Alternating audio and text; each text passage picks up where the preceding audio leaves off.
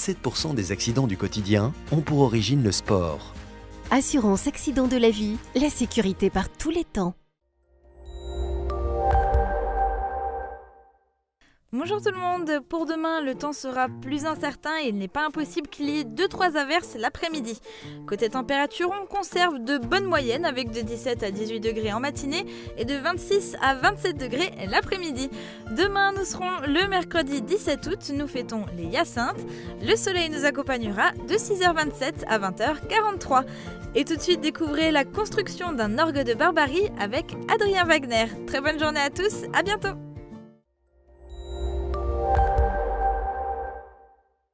Je parraine un ami et tout le monde y gagne. Mon filleul, ma banque et moi. Au Crédit Mutuel, un client satisfait rayonne.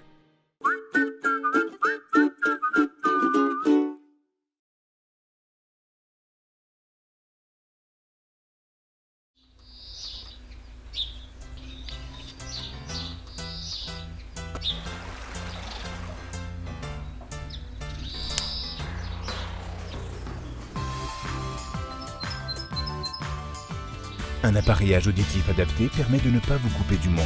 Réagissez et faites confiance aux professionnels de la passion de l'audition. Pour une rentrée réussie, Majuscule Sarreguemines vous propose un large choix en papeterie de marque. Ben, Puma, Les Mignons et bien d'autres encore. Et surtout, venez découvrir les sacs de marque Herschel, une nouvelle marque et une exclusivité dans la région. Bien sûr, les marques Quicksilver, DDP ou l'indémodable Eastpak vous seront toujours proposés dans un large choix. Vous trouverez sans aucun mal le produit qui vous correspond. Majuscule Sarreguemines, au bureau comme à la maison, à côté du Grand Frais. Transport, matériel médical, aide à domicile. AVS Santé, notre métier, vous accompagner. Vive le bois! Mobilier, dressing, escalier, porte, une maison tout en harmonie avec Firsch Menuiserie. Soyez Cloud Manager. Choisissez ID Réseau, partenaire des plus grandes marques Cisco, HP, Citrix. Dominique, votre conseiller en revêtement de sol. Construction, aménagement, génie bois, une équipe de pros.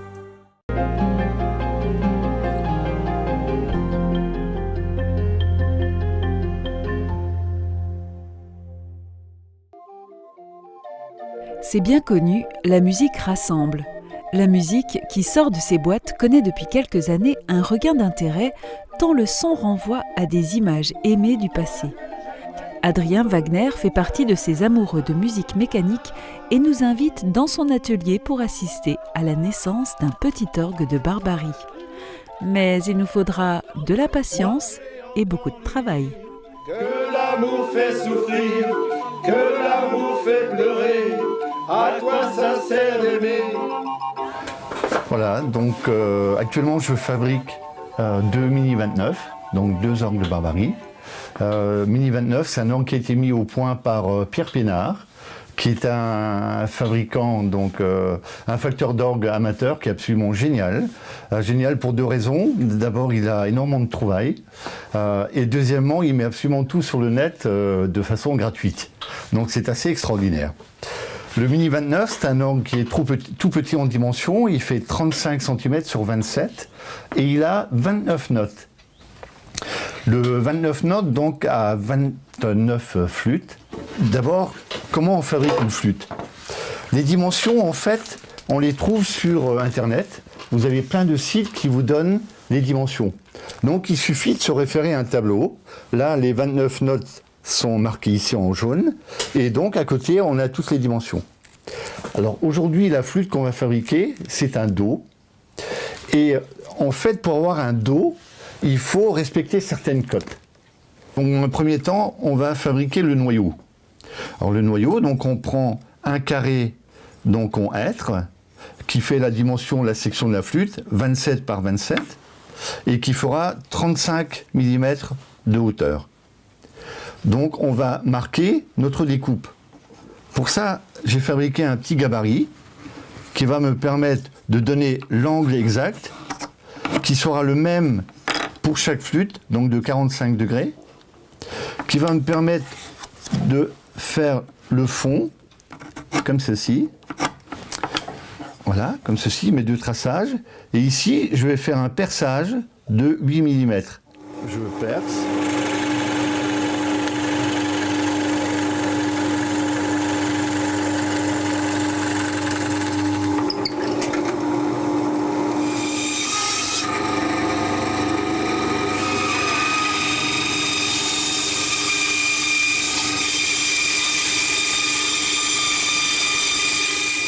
Donc le noyau, il va falloir le percer encore pour faire l'arrivée d'air.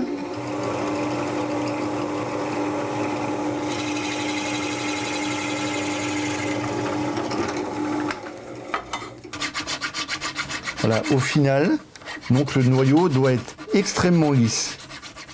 Donc ça, on l'obtient avec une petite lime.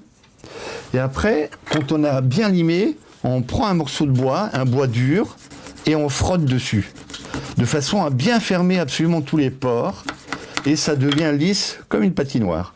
Comme ça, l'air va rentrer là et va être projeté sans qu'il y ait trop de pertes vers donc l'ouverture de la bouche de la flûte. Voilà, comme ceci. Donc on va encoller les faces latérales du noyau. Bien de la colle. Voilà.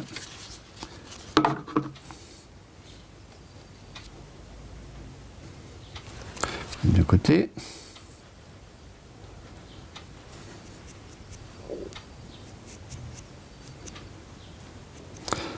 On pose le noyau bien à plat. Pour ça qu'il est important d'avoir une surface bien plane. Donc j'ai fait un bon de montage. Ensuite, on a préparé bien sûr nos faces latérales, 27 mm, comme ceci. On encolle ça de façon précise. Voilà. On ferme avec un petit serre-joint. Voilà. On aligne bien et on ferme. Voilà. On enlève le surplus de colle, que tout soit bien propre. Comme ceci. Que tout soit bien aligné, on mettra aussi un serre-joint de l'autre côté. Et il suffit d'attendre que la colle est prise. Ces flûtes sont en bois. Le bois que j'ai utilisé, c'est de l'épicéa de haute montagne.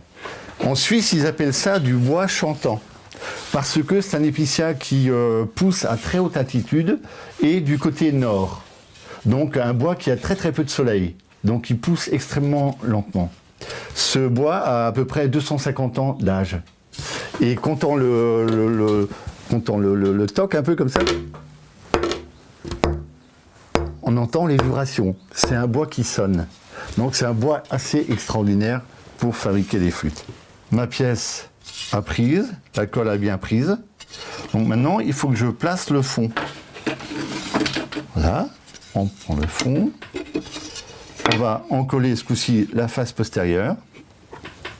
Bien l'étaler, qu'il y en ait vraiment partout. Il ne faut surtout pas qu'il y ait de fuite au niveau de la flûte. S'il y a une fuite, le son sera tout de suite totalement perturbé. On n'arrivera pas à l'accorder comme il faut. Et on mettra aussi un intercalaire au milieu. Alors celui-là est légèrement rogné sur les côtés pour qu'il ne se prenne pas dans la colle. Voilà. Voilà. Et puis on va le mettre sous presse. Voilà, très bien. Et puis on peut prendre aussi des choses comme ça, des pinces comme ça, et on va serrer un maximum. Donc ce qui joue, c'est cette dimension-là, 27 sur 27, et ce qui joue aussi, c'est la longueur de la colonne d'air. C'est cette longueur-là qui va donner, et ces sections-là qui vont donner la note. Il n'y a pas que ça, il y a aussi ce qu'on appelle la hauteur de bouche. C'est-à-dire sur la face antérieure de ma flûte, il y a un trou, et la hauteur de ce trou va donner la précision de la note. Donc au bout de 2 heures, j'ai enlevé toutes mes pinces, et je me retrouve avec la flûte dans cet état-là. Donc ce qu'il faut faire maintenant, c'est de faire la face avant. Donc c'est une face un peu particulière, parce qu'ici il y a une ouverture, qui a une cote très précise. Pour le dos en question, c'est 15,1 mm. Et ici, je ne sais pas comment le montrer, il y a en fait un angle qui est de 10 à 12 degrés. Donc il va falloir fabriquer cette ouverture avec cet angle de 10 à 12 degrés. Et il faut qu'il soit le même sur toutes les flûtes. Sinon on n'arrivera jamais à harmoniser l'orgue. Donc le premier traçage qu'on va faire, c'est la hauteur de bouche. Ça fait 15,1 mm. Allez, je vais partir sur 17 mm. Ça me laissera un tout petit peu de marge. Et puis après, j'ajusterai la longueur.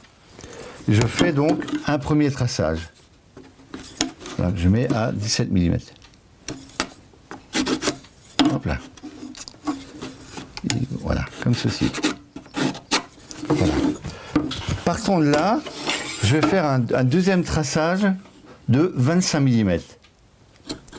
En fait, ces 25 mm me donneront l'angle exact de 10 degrés. Donc je fais un deuxième traçage. Voilà, comme ceci. Ça, c'est la partie antérieure. Mais sur la partie postérieure, il faut également que je refasse donc, le traçage à 17 mm.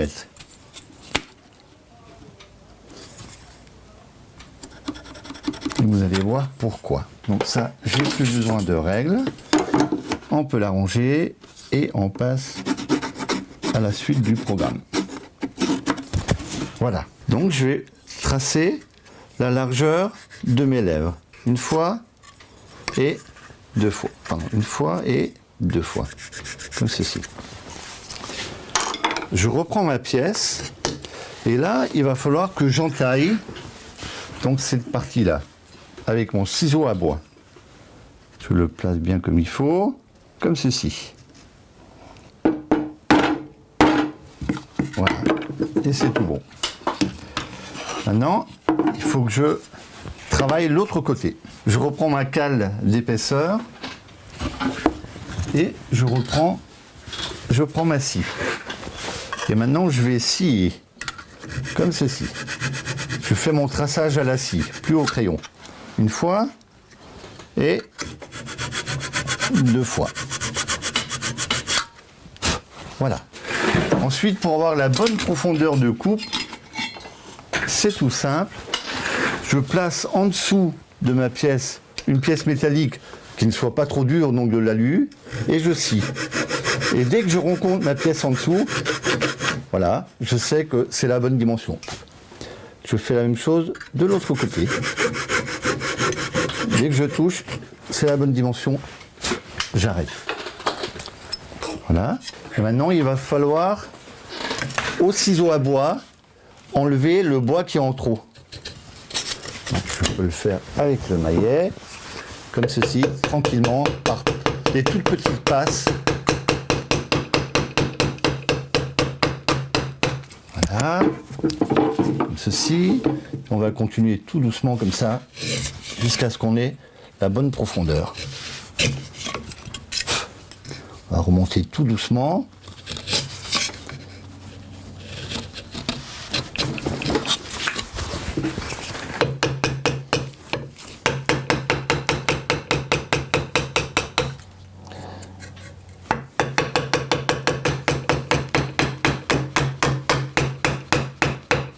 Comme on a entaillé de l'autre côté, on va finir par récupérer cette entaille et la bouche sera faite.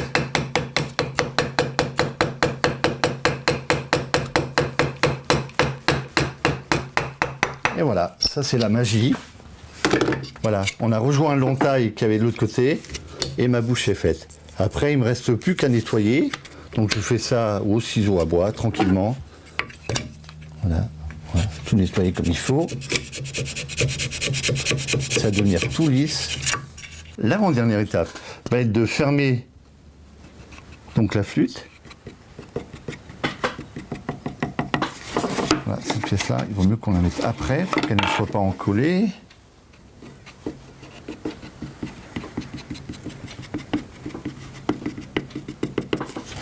Comme ceci. On étale bien, proprement, pour qu'elle n'ait pas à l'intérieur. Voilà, comme ceci. On remet notre bouchon, comme ceci, pour avoir la bonne largeur. On le fixe bien. pour que les bords ne s'écartent pas quand je vais mettre la pression tout à l'heure.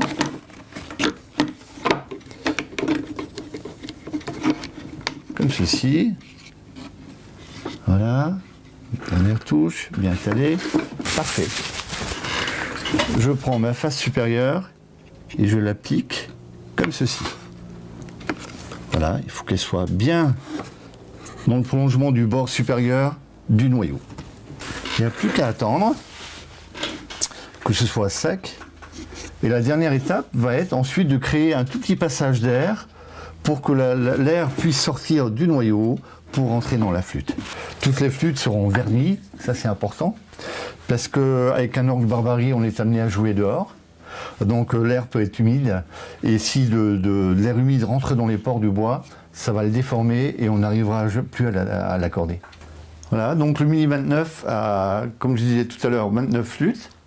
Il y a 5 basses, et puis les autres flûtes, donc. Je devrais être plus juste, je serai plus juste en disant 29 bourdons. Vous allez voir que sur l'ensemble des jeux, il y a beaucoup de flûtes qui vont être coudées, parce que comme c'est un orgue de très petite taille, il a fallu donc jouer là-dessus pour pouvoir les loger. Il n'y a que la première rangée et 4 flûtes de la deuxième rangée qui ne seront pas coudées. Et tout le reste va être en plusieurs parties. Enfin, va être coupé, assemblé et ainsi de suite. L'essentiel étant d'avoir la longueur de la colonne d'air avec les sections, en fait. Avant l'étape de finition, une étape importante à faire, c'est de créer une lumière ici. Voilà, ici. Donc il faut que je crée une ouverture à peu près de 3/10 de millimètre. Donc je prends ma lime et j'y vais par passe toute fine. On diminue de la hauteur et on arrondit. Et il faut que la lame d'air soit égale partout. Toujours bien penser à l'arrondi.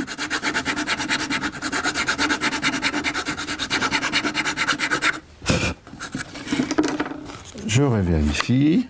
Bien sûr, ici, le cache, ce sera un cache avec du beau bois. Là, je vais prendre un bois d'Afrique qui est rouge. Donc ça va être, ça aura une belle allure. Voilà, ouais, c'est à peu près bon. Voilà. Là, c'est pas encore tout à fait la bonne. Je vais lui donner un tout petit peu plus.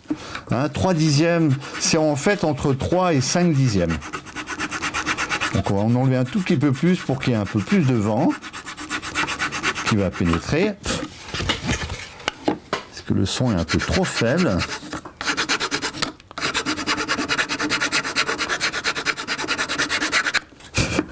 Voilà, comme ceci. Et on refait un essai.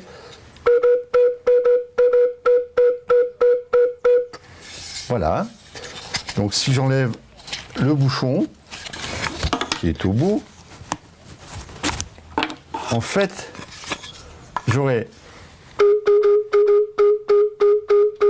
un autre son, c'est-à-dire on aura la même note, mais juste une octave en dessous.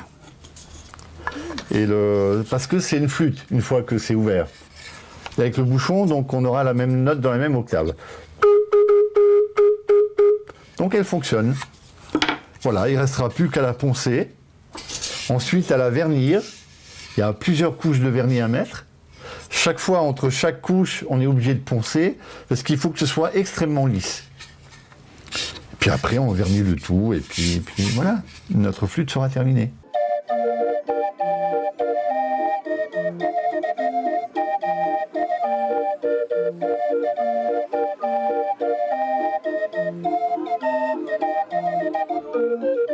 On va parler donc de la boîte à soupape, qui est une pièce maîtresse de l'orgue de Barbarie. C'est ce qui va permettre d'envoyer l'air ou non à la flûte qui doit chanter ou non. Ça se passe comme ça. En fait, cette boîte-là est reliée à une autre pièce donc de l'orgue de Barbarie qui est la flûte de Pan. La flûte de Pan, c'est la pièce sur laquelle défile le carton. Ici, il y a 29 trous parce que l'orgue, qui s'appelle le Mini 29, aura donc 29 flûtes, 29 notes.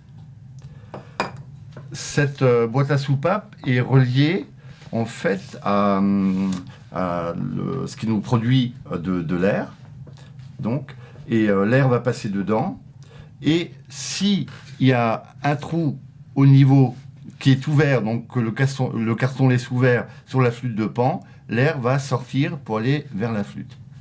Alors, je vais vous montrer, on va faire un essai. Donc, je ferme le trou de la flûte de pan, je souffle, il n'y a pas d'air qui sort. J'ouvre, ça sort. Donc, ça va permettre de faire des répétitions. Chaque fois qu'il y a un trou, l'air va sortir, il n'y a pas de trou, ça ferme, et donc il n'y a pas d'air qui va vers la flûte. Ça, c'est donc une seule soupape. Mais le but, c'est d'en avoir 29. Donc, on va fabriquer une grande boîte avec 29 soupapes. J'ai choisi de prendre du MDF, c'est-à-dire c'est la fibre de bois qui est compressée, donc c'est un matériel qui est stable. Et donc c'est assez facile à travailler. La première chose, donc on aura 2 pièces en fait, qui vont être comme ceci, et qui ensuite vont se superposer. Alors pour le traçage, ce qui est très facile, c'est d'avoir un gabarit.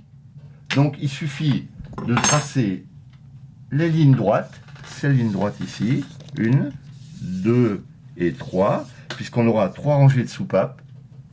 Et après, une fois qu'on a tracé ces lignes, c'est de positionner donc mon gabarit et de tracer les trous qu'on va percer.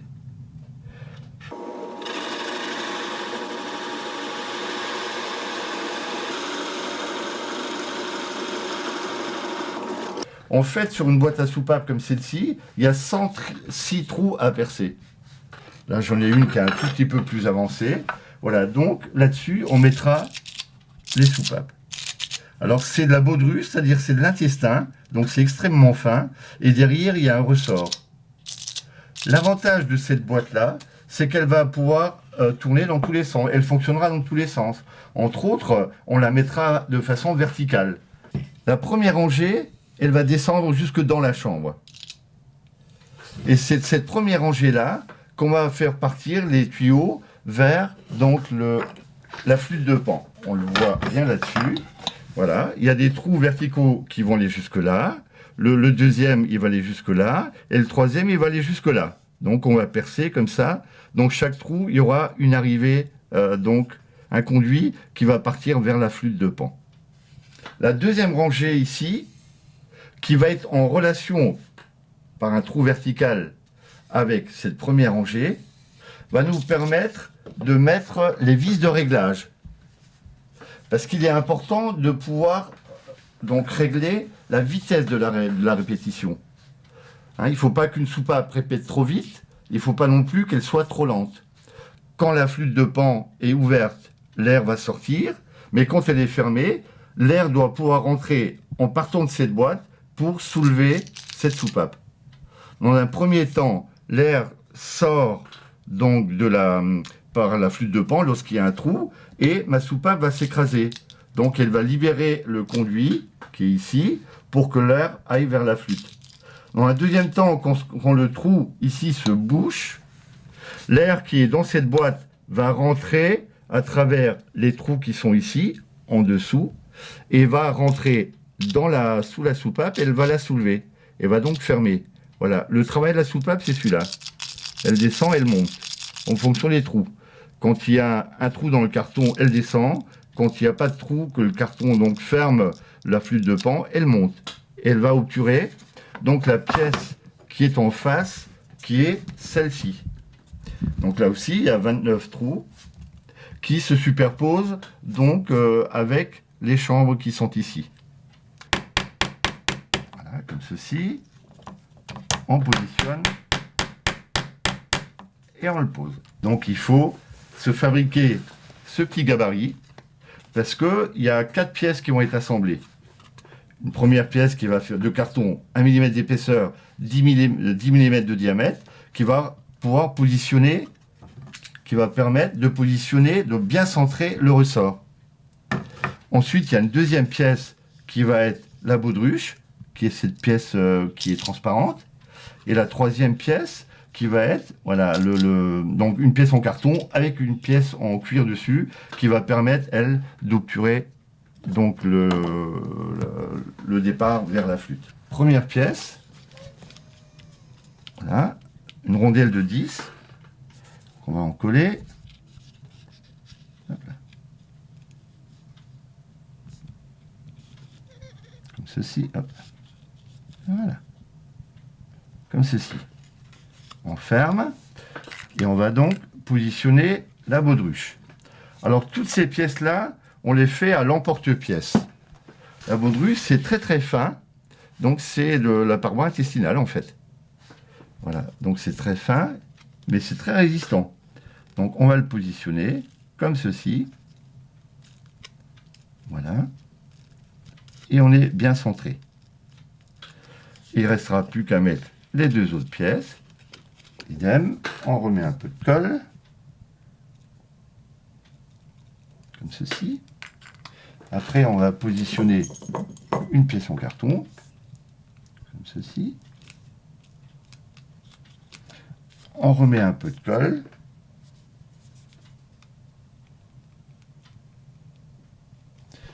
Voilà. Et on va positionner une pièce en cuir.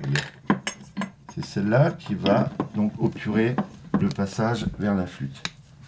Voilà, c'est des toutes petites pièces. Voilà, et la pièce est fabriquée. Comme ceci. Voilà, c'est ce qui va nous permettre donc de faire, donc d'obturer des chambres ici. Ressort, donc c'est fabrication maison. Hein, on a fabriqué un tout petit appareil pour les faire. C'est simplement donc du fil de 0,4 mm. Pour centrer la pièce, voilà, il faut un petit centreur, comme ceci, qui va me permettre de bien positionner la pièce. Donc, il faut tenir un tout petit peu le ressort. Et on appuie bien fort.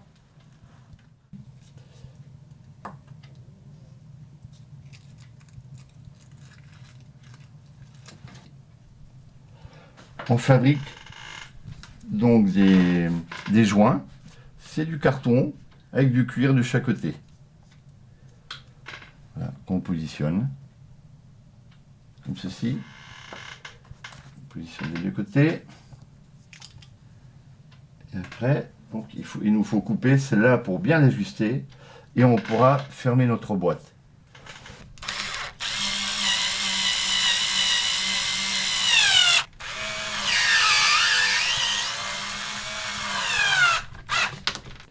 Donc là, j'ai mis simplement 2 petits plots, mais bien sûr, il faudra mettre ces plots partout, parce que c'est vers là que l'air va passer, donc vers les flûtes. Et donc, notre orgue va être positionné derrière les flûtes, comme ceci. Et donc, tous les trous vont correspondre aux trous qui sont percés ici. Et à l'intérieur de cette pièce qui est en 3 parties, il y a des galeries donc, que j'ai faites. Ce qui fait que l'air va aller directement aux flûtes à travers ces galeries. Ce qui fait qu'on n'a pas besoin d'utiliser de tuyaux plastiques ni rien. Donc un gain de place énorme.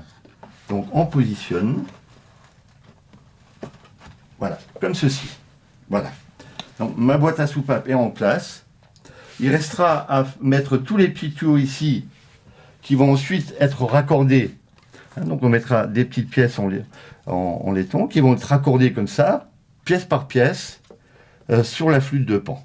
Donc les notes, elles sont préétablies. Donc il y a une position, donc chaque flûte a son exacte position. Voilà, donc il ne faut surtout pas se tromper. Voilà, comme ceci.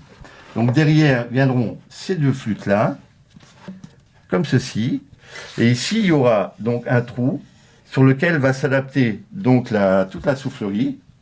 Et donc l'air va passer dans cette pièce-là, va aller vers la boîte à soupape, et la boîte à soupape va distribuer donc l'air vers les flûtes.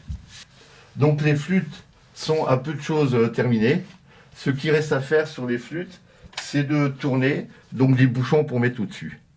Les bouchons que l'on voit ici, c'est simplement pour qu'on puisse voir qu'il y a des bouchons dans le tuyau. C'est des bouchons qui vont nous permettre d'accorder donc les flûtes. Ils sont un peu plus petits et ils sont à l'intérieur du tuyau. Alors il faut savoir que plus on descend et plus la note est aiguë, plus on monte et plus la note est grave.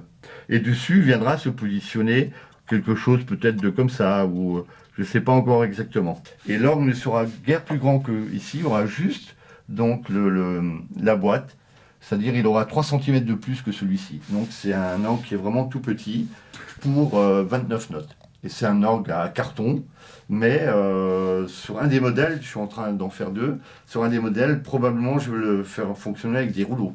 Parce que l'avantage des rouleaux, c'est qu'on a 5, 6, 7 chansons sur un seul rouleau. Voilà, mais là, la mécanique changera. Mais autrement, tout le reste est exactement pareil.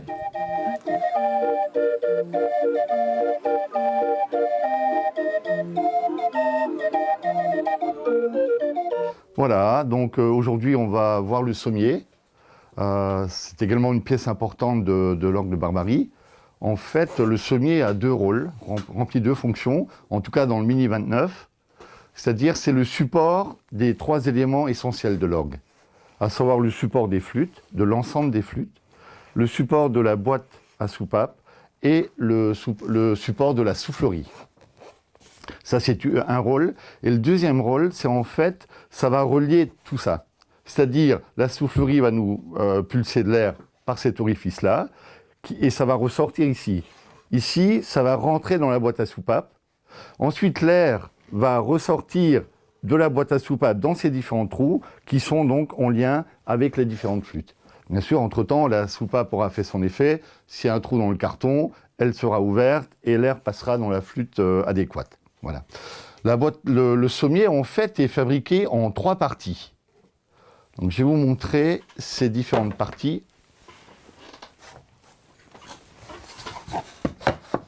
Voilà. Donc le sommier en cours de fabrication, ça donne ça. Une première partie qui est donc contreplaquée de 5 mm. Une deuxième partie, c'est du MDF, c'est-à-dire un matériel composite, qui est fait 10 mm d'épaisseur. Et c'est en fait grâce à toutes ces galeries-là, à toutes ces rainures qu'on a fait pour relier les différents trous, qu'on va amener l'air de la soufflerie à la boîte à soupape et de la boîte à soupape à nos différentes flûtes. Et la troisième partie, c'est donc la partie inférieure. Donc ça, c'est des trous pour positionner les basses. Alors pour positionner tout ça, on commence toujours par faire les trous de la boîte à soupape. Et pour ça, on utilise à nouveau notre gabarit. Là, j'ai fait un gabarit transparent, de façon à ce que vous voyez mieux, voilà. On positionne le gabarit et on fait toute la rangée, les 29 trous de la boîte à soupape.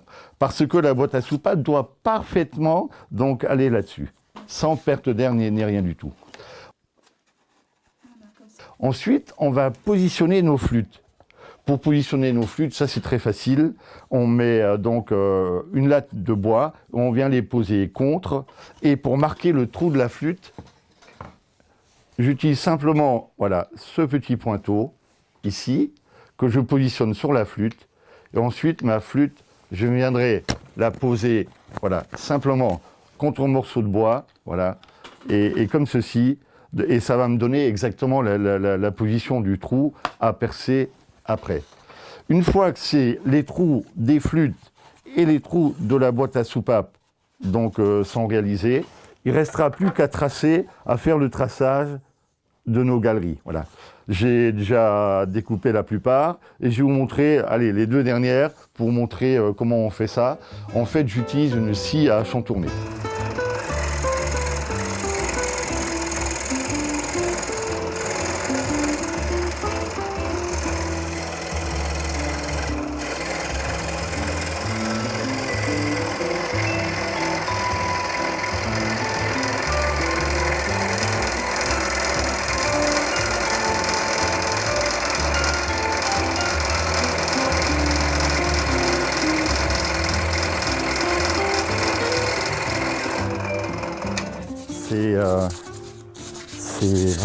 C'est la moindre fuite, c'est catastrophe.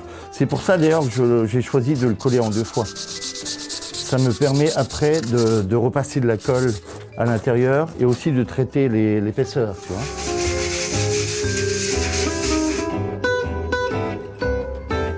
Ensuite, il y aura donc cette pièce-là qui va venir s'en coller au-dessus. Allez, c'est parti.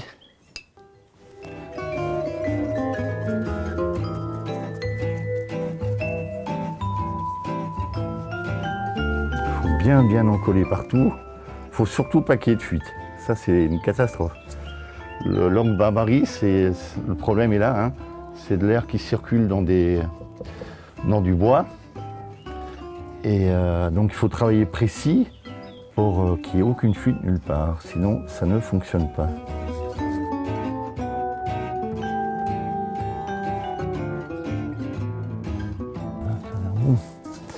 So, ça c'est une pièce. On va faire celle-là.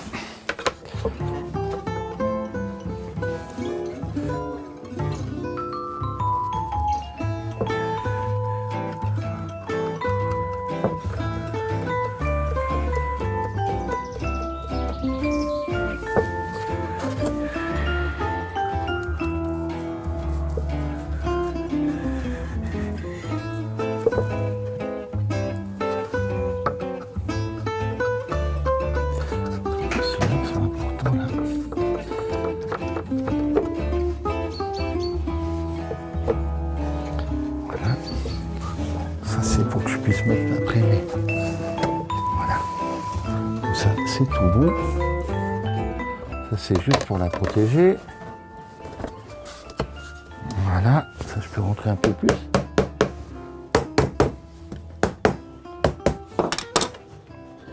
Comme ceci. On met celle-là au-dessus. Et c'est parti pour le collage.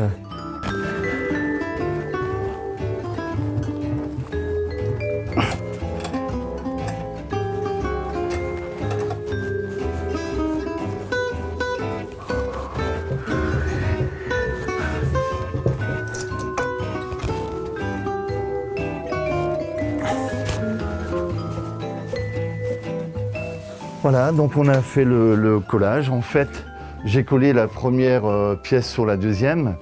J'ai pas voulu tout assembler en même temps. Donc la pièce du bas, je la collerai dans le deuxième temps. Pourquoi? Ça me permet de traiter en fait les bordures des rainures en fait. Donc pour qu'elles soient bien protégées.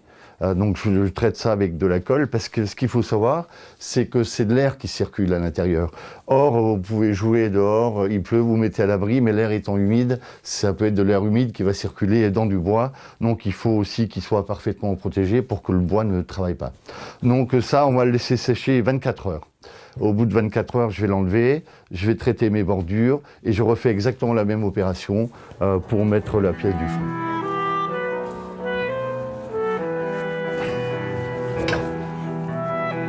Voilà, donc le sommier a été collé des deux côtés. Je rappelle que c'était donc 3 pièces, 5 mm, 10 mm, 5 mm. La galerie se trouve dans la pièce de 10 mm. Ça a été collé, chaque fois j'ai laissé sécher 24 heures. Donc la pièce est prête à recevoir les différents éléments qui vont s'adapter dessus. Voilà, donc entre-temps j'ai fabriqué le coffre de mon orgue. Ça sera son apparence finale. C'est un bois, un très beau bois, qui est en fait du pommier, un pommier qui a poussé sur le champ à côté et que j'ai eu la chance de récupérer. Voilà.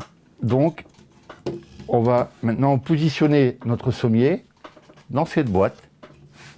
Voilà, comme ceci, il est monté sur des rails. Voilà. Donc, il est en position.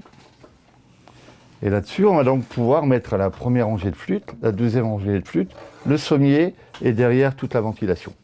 Les premières flûtes qu'on va mettre en place sont les basses, c'est-à-dire sous le sommier, il y a 3. On va positionner donc les 3 basses. La première qui est le Ré. Voilà. La deuxième qui est le La.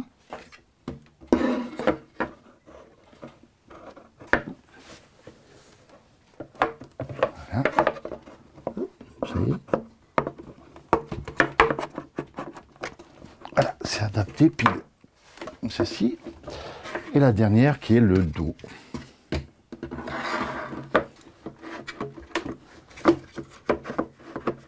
Et nos basses sont en place. Là, je vais pouvoir tourner mon orgue pour positionner la suite. Donc on va positionner maintenant la première rangée. Elles sont fixées sur un peigne. On va mettre les 2 à chaque bout Et puis ensuite, on les placera progressivement.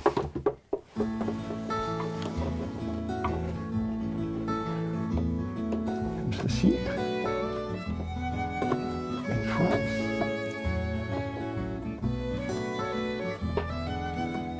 Donc, ça, c'est les notes, la première rangée, les notes les plus aiguës. Les petites sont les plus aiguës, et plus on monte, et plus elles passent dans le grave après. Voilà.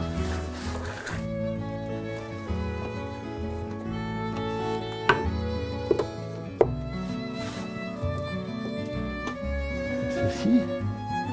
Là, hop là, ça marche. Voilà, donc j'ai opté pour mettre des petites boules au bout. En fait, on peut mettre ce qu'on veut. Et donc ça, c'est fixé, voilà, sur une pièce comme ceci. Et à l'intérieur, donc on a cette pièce est entourée de cuivre, de cuir. Et c'est avec ça qu'on va pouvoir accorder après notre flûte.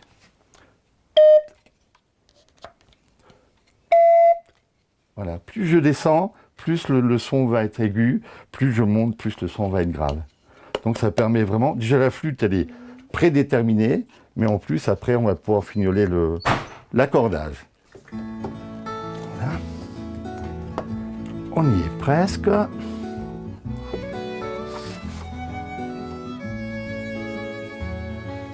un peu un contre-jour. Voilà. Ici. Voilà. Comme ceci.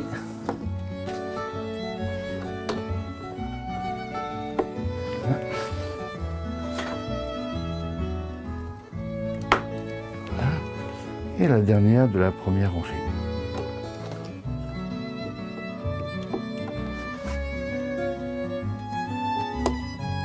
Voilà, comme ceci.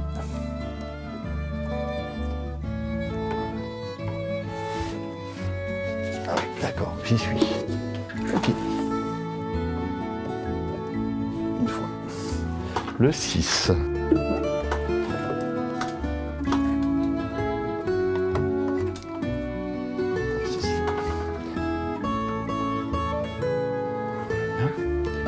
Les trous en haut, ce sera pour mettre le peigne de la deuxième rangée, comme on a mis sur la première. Voilà.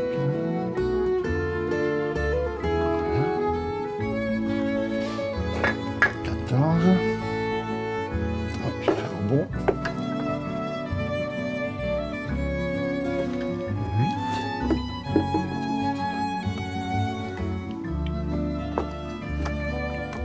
Voilà. Et la dernière, qui regarde vers l'arrière en fait. Oups, comme ceci. Et elle tombe tout de suite, pile là. Impeccable. Voilà, ce sont donc notre deuxième rangée de flûtes. Derrière ça, on va mettre maintenant la boîte à soupape. Voilà. Voilà, donc la boîte à soupape qui vient se positionner maintenant. Donc cette boîte est reliée par ces trous-là à la flûte de Pan. Et ça, c'est les vis de réglage. Et à l'autre extrémité, donc elle vient capter l'air ici, venant de la soufflerie. Et ici, ça va partir vers les flûtes. Et entre les deux, il y a donc un joint. C'est un joint que j'ai fabriqué en carton, une épaisseur de carton et 2 épaisseurs de cuir. Voilà, comme ceci. Donc on va le mettre en place. Alors c'est adapté au millimètre. Parce que je suis dessus. Voilà. Je suis dedans. Très bien. Voilà. On va essayer de repositionner celle-là. C'est pas gagné d'avance. Voilà, nickel. Elle a été bonne avec moi. Il nous reste encore deux basses, voilà, à placer sous la ventilation, sous la soufflerie. Donc là, voilà, première note, c'est un sol.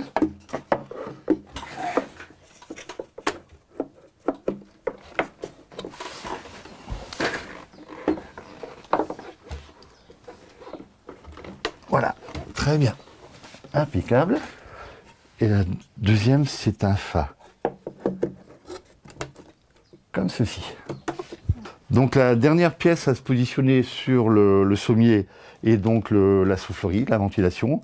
Ça va être notre prochaine étape. Donc on verra comment on fabrique cette pièce-là, qui est une pièce essentielle aussi, dans la mesure où c'est elle qui va faire chanter les flûtes. Et viendra se positionner comme ceci. On va placer la soufflerie. Et tout est en place. On a nos 29 flûtes, la boîte à soupape et la soufflerie. Alors, vu de devant, ça nous donne ça. Comme ceci. Donc au final, ça fait un orgue qui est petit de taille, qui a beaucoup de notes et qui, ma foi, devrait avoir une très belle sonorité. À voir.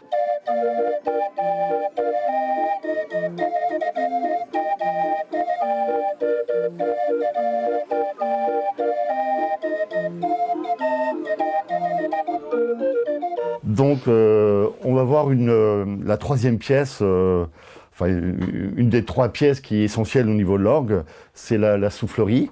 C'est elle donc qui va alimenter les flûtes et qui va permettre donc de créer le son. Alors Pierre Pénard, donc, qui a conçu cet orgue, est parti en fait sur un pari, une espèce de gageur, de faire un orgue très très petit avec 29 flûtes. Et donc toutes les pièces comme ça ont été travaillées vraiment dans ce sens-là. Et c'est pareil pour la soufflerie. Donc pour arriver à caser une soufflerie pour alimenter 29 flûtes, il a en fait créé une soufflerie avec 4 soufflets qu'il a superposés, les uns au-dessus des autres. Voilà, ça donne ceci. Donc je vous présente une soufflerie donc, en cours de construction. Voilà, donc la soufflerie, elle comporte un premier soufflet, un deuxième soufflet, un troisième et un quatrième. Donc il y a 2 battants qui fonctionnent. En fait, quand le battant monte, il va aspirer de l'air dans cette poche-là, qui va être fermée après, tandis qu'il va refouler l'air qui est dans le soufflet au-dessus. Quand il descend, c'est l'inverse. Donc il va refouler l'air qui est dans le soufflet du bas et il va aspirer l'air dans le soufflet du haut. Ça, c'est possible grâce à ces trous donc, qui donnent sur l'extérieur, qui vont ramener l'air, et aussi grâce à des clapets qu'on a à l'intérieur. Ces clapets anti-retour. Donc c'est des clapets qui sont fabriqués aussi avec du cuir, donc une double épaisseur de cuir, et j'ai mis un petit film plastique au-dessus.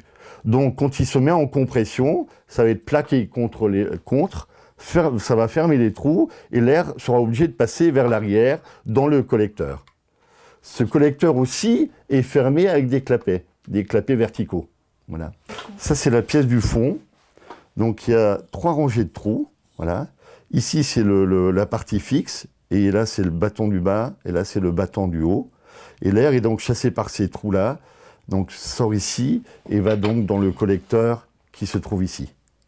Donc, les 3 soufflets du bas vont amener l'air directement dans le collecteur, et de là, ça va sortir donc, par ce trou-là, et ça va donc traverser le sommier, et ça va rentrer dans la boîte à soupape, dont on a déjà vu la fabrication. Le dernier soufflet, celui du haut, lui, il va donc comprimer l'air qu'il va envoyer dans une réserve qui va se trouver au-dessus. Cette réserve, elle est également donc, munie d'un clapet anti-retour. Cette réserve aussi est munie d'un dispositif, une soupape de sécurité. C'est-à-dire, s'il n'y avait pas cette soupape-là, avec la puissance de la manivelle, on ferait exploser le tout. Voilà, donc dès que la réserve monte assez haut, il y a un appui qui va se faire au niveau donc, de cette soupape qui va s'ouvrir et l'air pourra s'échapper. Donc on n'a pas de crainte de ce côté-là. Voilà. Donc un orgue de Barbarie, c'est principalement du bois et du cuir. C'est un cuir qui est spécialement traité pour l'orgue de Barbarie, parce que, comme je l'ai déjà dit précédemment, on peut aspirer de l'air qui est humide. Donc si l'air est humide, si le cuir n'est pas traité, ça va travailler. Je sais que les joueurs de cornemuse, eux, ils traitent régulièrement donc, leur poche avec un mélange de whisky et de miel, par exemple. Voilà. Donc eux, ils peuvent le traiter, le vider, et ainsi de suite. Mais ici, comme on n'a plus accès, donc on utilise une peau comme ça qui est déjà traitée d'origine. On utilise aussi le cuir pour fabriquer donc, la peau qui va fermer donc, nos soufflets, comme ceci. Voilà. Ce cuir, donc du 0,4. Et à l'intérieur, on va coller du carton, des éclisses. Voilà, c'est une double épaisseur de carton hein, qu'on colle l'une sur l'autre. Et ensuite, bon, on lui donne la forme qu'il faut. Pourquoi on met ce carton-là?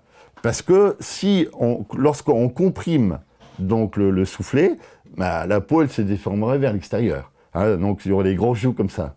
Donc pour éviter que ça se déforme vers l'extérieur, on met des éclisses en carton. Donc ça gardera à peu près cette forme-là. Voilà. Donc je vais vous montrer comment on colle, comment on ferme les soufflets.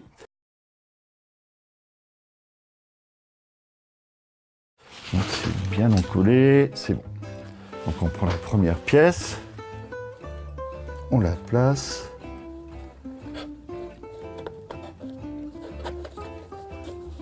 Pardon. Voilà, voilà, comme ceci. Voilà, comme ceci. Je recolle un peu plus. Voilà, bien placé tout de suite, comme ceci.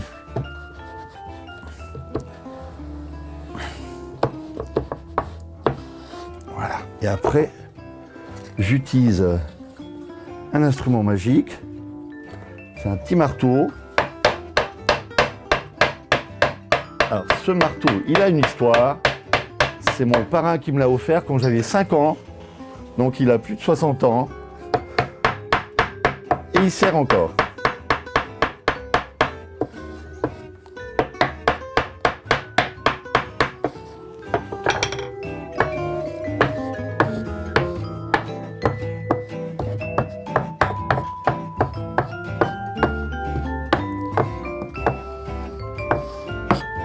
Comme ceci. Ça marche.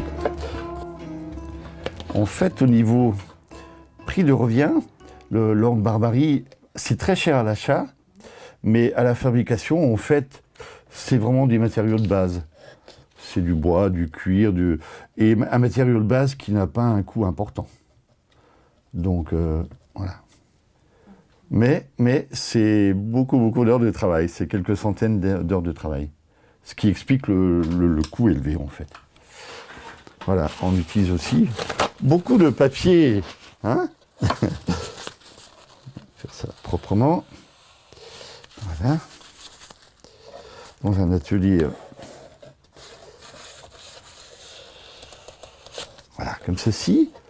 Et on pose la dernière partie. Voilà.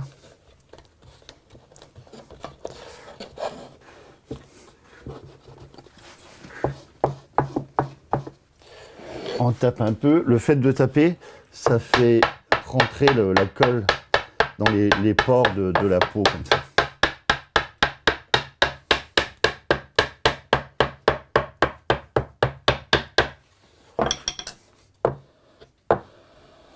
Voilà. Un morceau de bois bien lisse pour lisser le tout.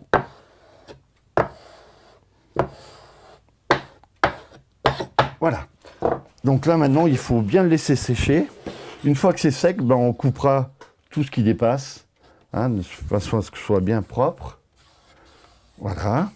Là, on peut passer à l'autre côté.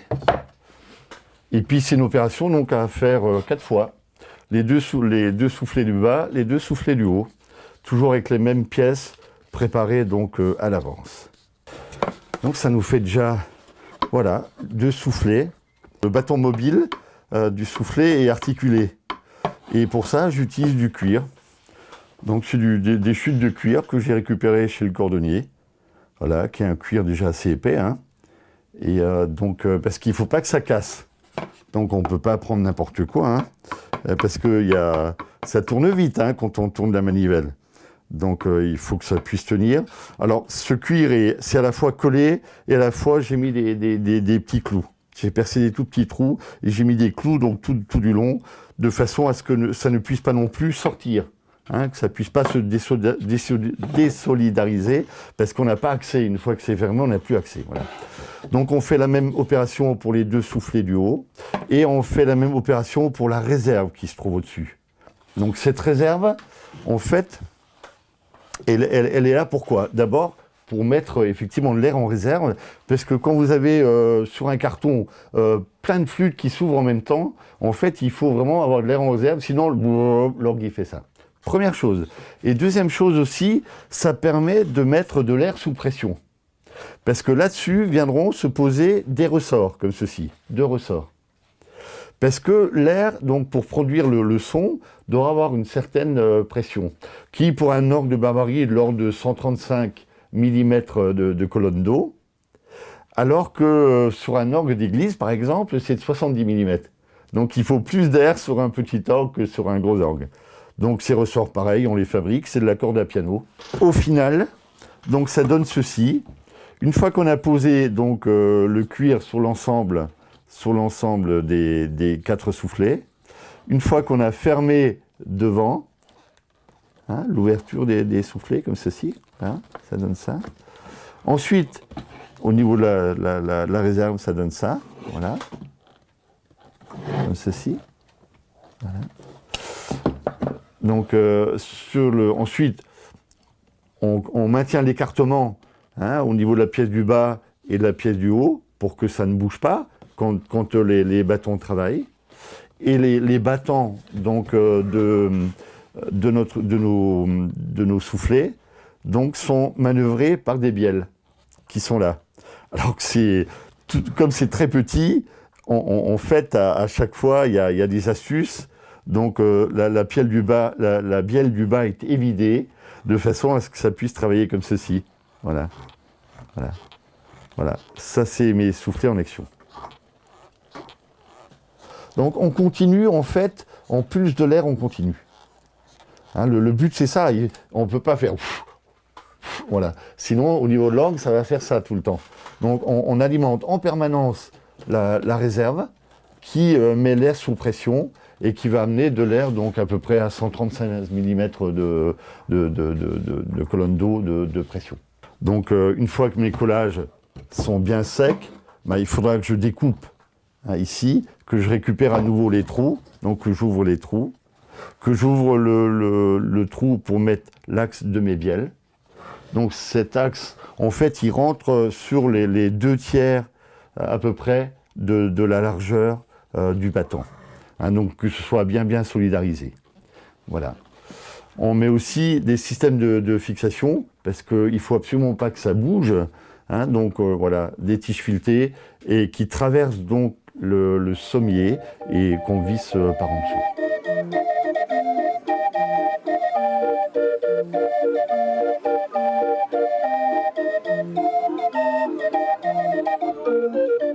Voilà, donc aujourd'hui on va voir la dernière pièce constitutive de l'orgue de Barbarie et du Midi 29, à savoir le chemin de carton.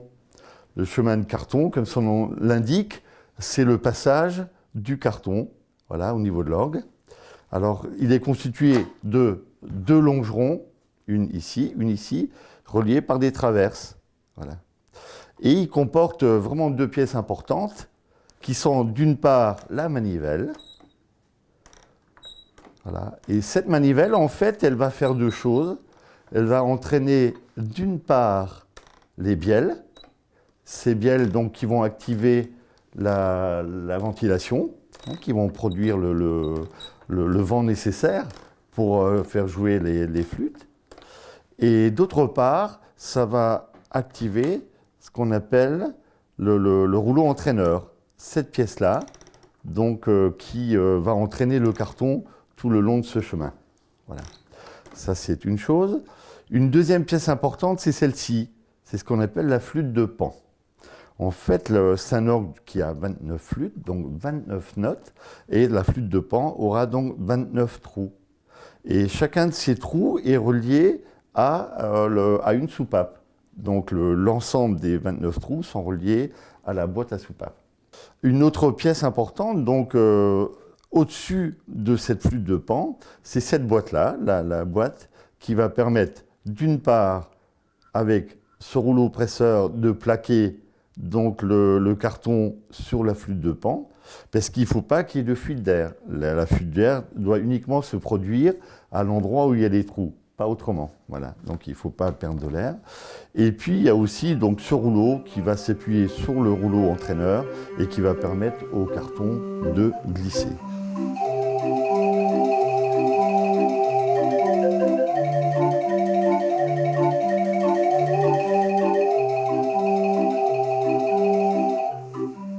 Voilà, on va aller voir Michel, mon ami Michel, qui m'a fabriqué toutes les pièces métalliques de mon chemin de carton. Salut Michel. Alors Michel est donc autoconstructeur aussi, d'orgue de Barbarie, il en a fait un magnifique. Et puis il maîtrise parfaitement le travail du métal, ce que je ne fais pas. Je connais un tout petit peu le travail du bois, du cuir, mais alors le métal, ça me dépasse totalement. Alors que c'est un spécialiste. Voilà Michel. Donc qu'est-ce que tu peux nous montrer là? C'est-à-dire que, tu vois, j'étais juste en train de fabriquer les différents éléments qui vont composer le vilebrequin. Hein? De mon Mini 29. Voilà, du Mini 29. Et ma foi, je me suis fabriqué un petit gabarit, tu vois, pour positionner pièces, le tout. Pour positionner Voilà. le tout. C'est-à-dire que... Parce que c'est un peu compliqué. Au départ, oui, c'est un peu compliqué.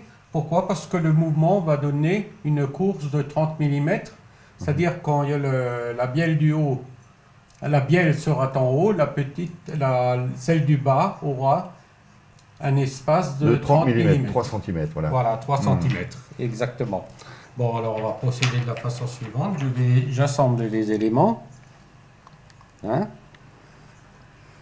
Alors, on fait... Et c'était ton métier, ça, quand même, Michel. Hein c'était ton métier, ça, quand même, un peu.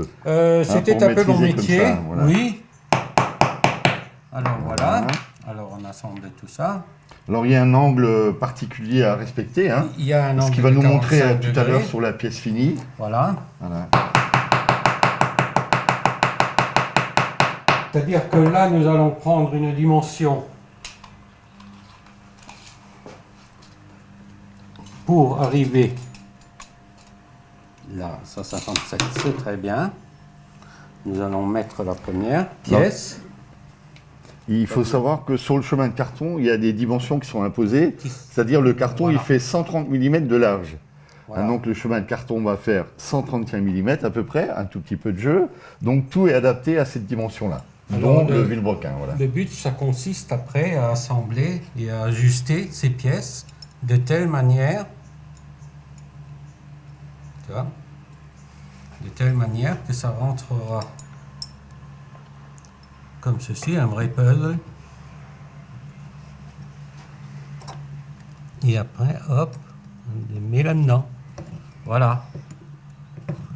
Voilà. Et ça sera l'approche. Donc tu vas souder les pièces comme ça. Du vilebrequin. Et je vais assembler les pièces de telle manière où j'aurai la côte.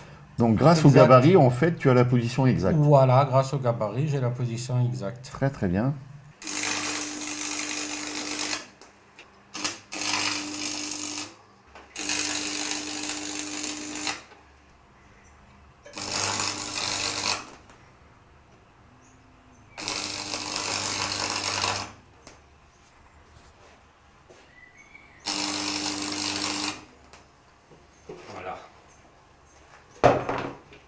Voilà, donc ça c'est la pièce, le vilebrequin, donc une fois terminé. Donc les bielles viennent s'attacher où alors? Alors c'est-à-dire que maintenant, tu vois, j'ai tronçonné. Ça c'était le barreau qui faisait qui allait jusqu'au bout. Voilà, qui allait jusqu'au bout. Et là, comme j'ai tronçonné, tu as enlevé la partie du milieu. J'ai enlevé la partie du milieu.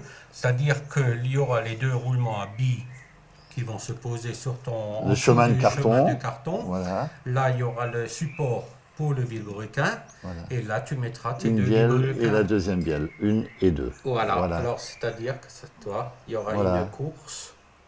Toujours. Comme ceci. Très bien. Hein? Super.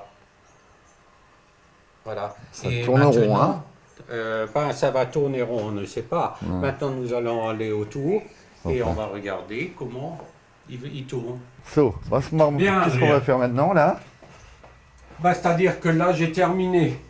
Enfin, je vais terminer le rouleau presseur. Voilà. Donc il y a des codes précises. Hein, oui, il y avait des codes précises. Ça se place chaque fois entre les trous de la flûte de pan. Il ne faut pas que ça couvre les trous. Je montrerai. Alors.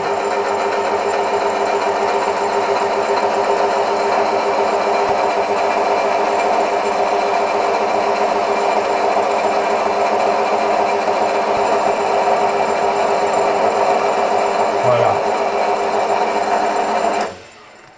Très bien. Voilà. Pareil. Bon, on a la chance quand même, au niveau de notre association, d'avoir plein d'entraide et plein de gens bien équipés. Nous sommes, tiens, passe-moi juste la grande... oui. La grande tige, là. Voilà. Voilà. C'est quand même magnifique.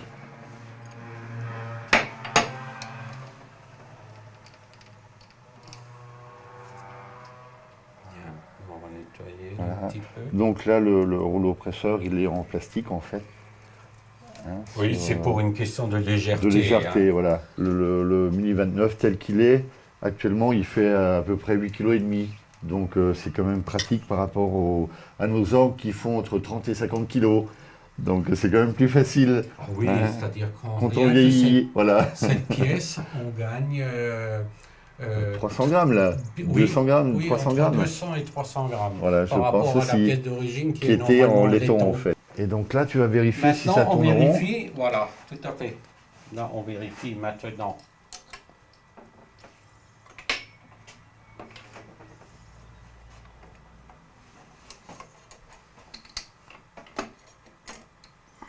Donc au bout, il y a un filetage, hein, au bout là-bas, Oui, pour fixer la manivelle. Oui, tout à fait.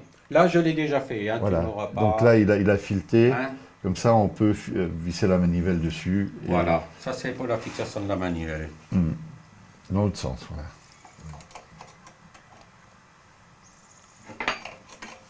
Je le tiens. Ça va. Voilà, ça va. On serre juste un petit peu. Juste de mettre au contact.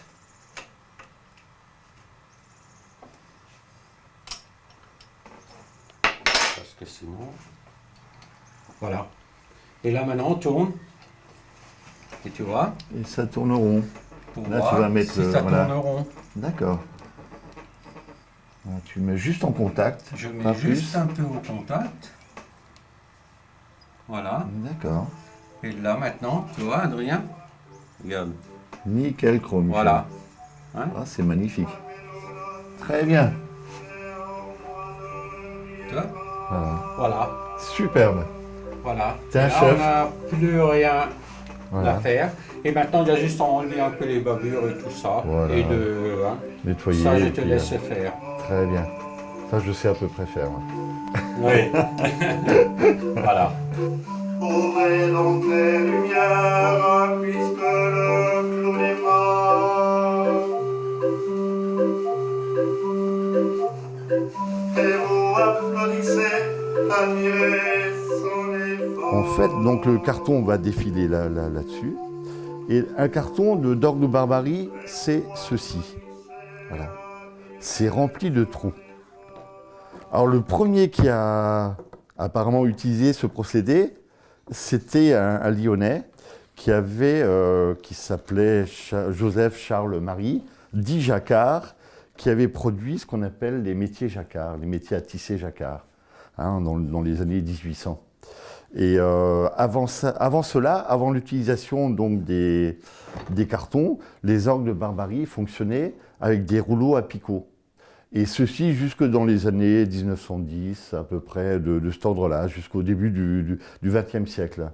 Et après, on est passé progressivement au carton d'orgue de barbarie ou au rouleau, c'est-à-dire il y a différents systèmes en fait, mais du papier ou du carton. Et pour abandonner complètement donc les orgues à rouleau, à cylindre, les orgues à cylindre, voilà, comme ceci. Voilà, mon chemin de carton est fermé. Et donc maintenant, il suffit de placer le carton. Et c'est parti pour la musique. Et on tourne.